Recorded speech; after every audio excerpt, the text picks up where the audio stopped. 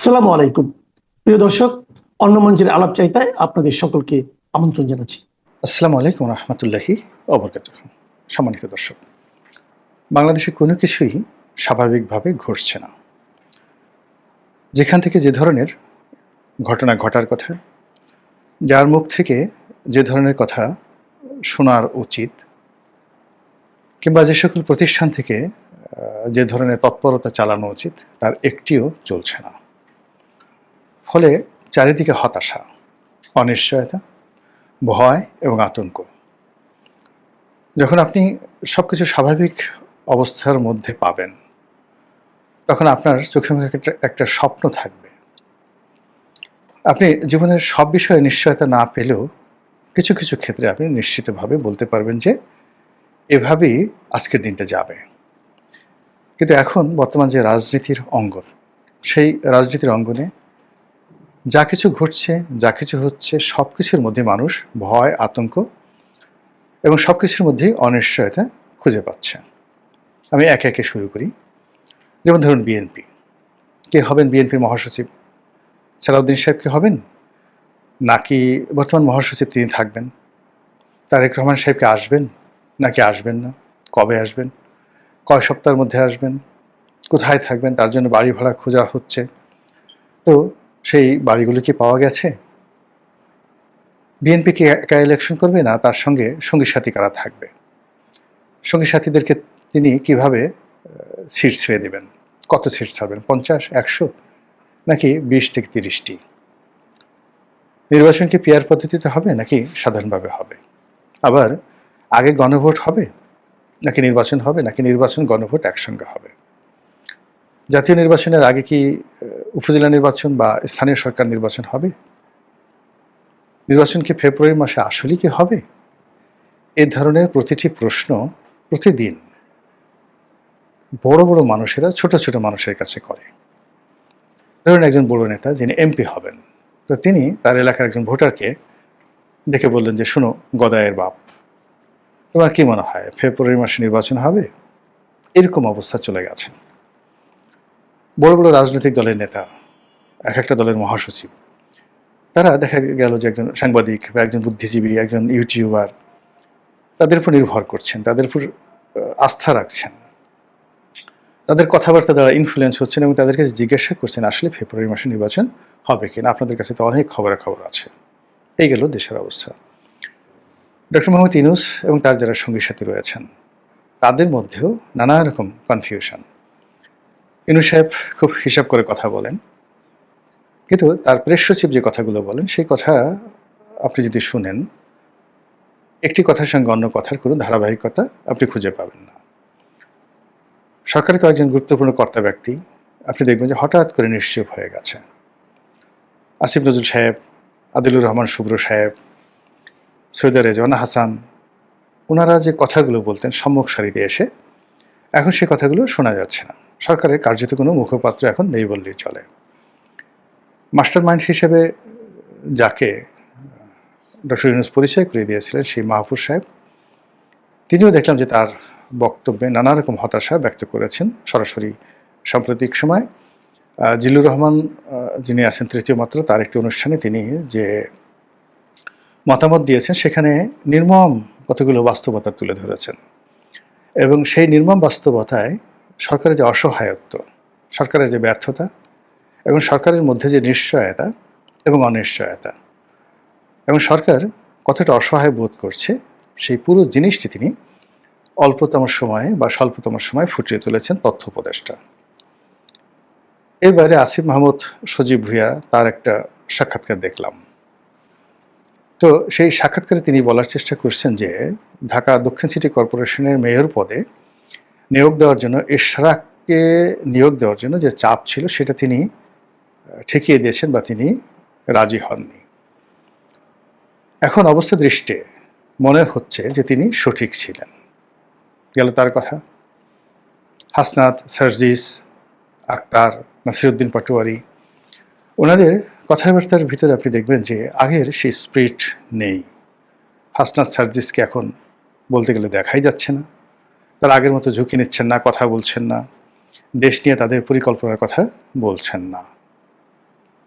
এরপর জামাতের দিকে আসেন। জামাত খুবই রহস্যজনক আচরণ করছে। তারা একদিকে ডক্টর মোহাম্মদ ইউনূসের অনুষ্ঠানে যাচ্ছেন, আবার যাচ্ছেন না। তারা নিউ ইয়র্কে যাচ্ছেন, আবার সেখানে গিয়ে গাজওয়াতুল হিন্দ এর যে যুদ্ধ, সেই যুদ্ধের কথা বলছেন। এরকম নানা রকম ঘটনা। একবার পিআরের কথা বলছেন, আবার নির্বাচনের কথা বলছেন, আবার প্রার্থী সিলেকশন করে রেখেছেন, ইত্যাদি নানা রকম ঘটনা। তো এই যে সকল ঘটনা, সেই ঘটনার মধ্যে আমাদের প্রশাসনে আসলে কি হচ্ছে? প্রশাসন বলতে মিলিটারি প্রশাসন এবং সিভিল প্রশাসন, তার সঙ্গে সঙ্গে ব্যুরোক্রেসির সঙ্গে সঙ্গে বিচার বিভাগ, জুডিশিয়ারি। নিম্ন আদালতে কি হচ্ছে আপনারা খুব ভালো করে জানেন, ভীষণ রকম ভালো করে জানেন। আর উচ্চ আদালতে যেটি হচ্ছে সেটি আকার ইঙ্গিতে বলতে হবে। এর কারণ হলো আমাদের দেশে কন্টেম্পট অফ কোর্ট, এটি কখন কার উপর খড়ক হিসেবে নেমে আসে বলা যায় না। কাজেই উচ্চ আদালতে বিচারকদের যে মনস্তাত্ত্বিক অবস্থা, সেই মনস্তাত্ত্বিক অবস্থা একজন সাধারণ নাগরিক হিসেবে আমি ৮০-র দশক থেকে আজ অবধি যেভাবে দেখে এসেছি, সেটা সবচেয়ে দুর্বলতম অবস্থানে তারা আছেন। এতে কোনো যাকে বলা হয় সন্দেহ নেই। এমনকি এরশাদ জামানাতে যখন প্রবল মার্শাল ল চলছে, ঠিক সেই সময়টাতে হাইকোর্টের যে ক্ষমতা ছিল, সুপ্রিম কোর্টের যে ক্ষমতা ছিল, এবং একজন বিচারপতি যেভাবে মাথা উঁচু করে, শির দ্বারা উঁচু করে চলতেন, সে দৃশ্য কি আপনি এখন দেখতে পাচ্ছেন এই বাংলায়? গত এই ১ বছরে হাইকোর্ট থেকে জামিন হয়েছে, অনেক আওয়ামী লীগের নেতাকর্মী গ্রেপ্তার হয়েছে, এবং গ্রেপ্তার তাদের হওয়া উচিত এবং আরও হওয়া উচিত। এটা আমি বলছি যে এটা হওয়া উচিত। কিন্তু সবাইকে তো আইনের আশ্রয় লাভ করার সুযোগ দিতে হবে। ২ নম্বর হলো যে গণহারে যেভাবে গ্রেপ্তার করা হয়েছে এবং যেভাবে গণহারে মামলা দেওয়া হয়েছে এবং সবাইকে হত্যা মামলায় যেভাবে জড়ানো হয়েছে, আপনি কি বলেন এটা সমর্থন করেন? যে একজন প্রধান বিচারপতি খায়রুল হক, তার বিরুদ্ধে অভিযোগ তিনি এটা করেছেন, ওটা করেছেন, শেখ হাসিনার কথা মতো রায় পরিবর্তন করেছেন, সুপ্রিম কোর্টের মান মর্যাদা নষ্ট করেছেন, ভালো কথা, তাকে শাস্তি দিন। কিন্তু তিনি হত্যা করেছেন, হত্যাকাণ্ডে অংশগ্রহণ করেছেন, এই কথা শুনতে হবে, আর এ বিচার করতে হবে, এই রায় লিখতে হবে, এই দৃশ্য দেখতে হবে। এটা একজন বিচারকের জন্য যদি ন্যূনতম আত্মমর্যাদা বোধ থাকে, তার কতটা কষ্ট, কতটা বেদনা, এটা আপনাকে বুঝতে হবে।